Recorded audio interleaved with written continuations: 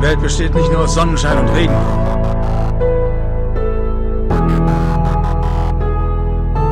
Was ist heute Musik, wenn es dafür keine Hörer gibt? Was ist die Liebe, wenn's für alles auch schon Wörter gibt? Was ist eine Freundschaft, das Vergessen, nochmal da zu sein? Und was ist Leben, wenn 1000 von Menschen auf der Straße bleiben?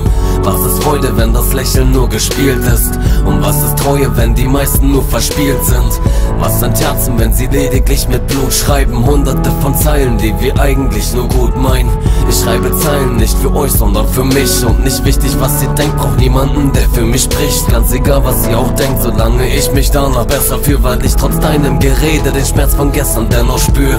Und ganz ehrlich, denn ich red, weil's wie eine Heilung ist. Ihr kennt mich nicht, weil mein Leben für euch Zeilen sind. Ich bin nicht anders oder besser als die anderen, weil ich trotz aller Hoffnung auf dem Frust und Schmerz gefangen bin. Ja, du kennst mich nicht, weil mein Leben für dich nur Zeilen sind. Und ja, du kennst mich nicht, weil ich mich selber nicht kenn. Und ja, du kennst mich nicht, weil mein Leben für dich nur Zeilen sind. Und ja, du kennst mich nicht, weil ich mich selber nicht kenn.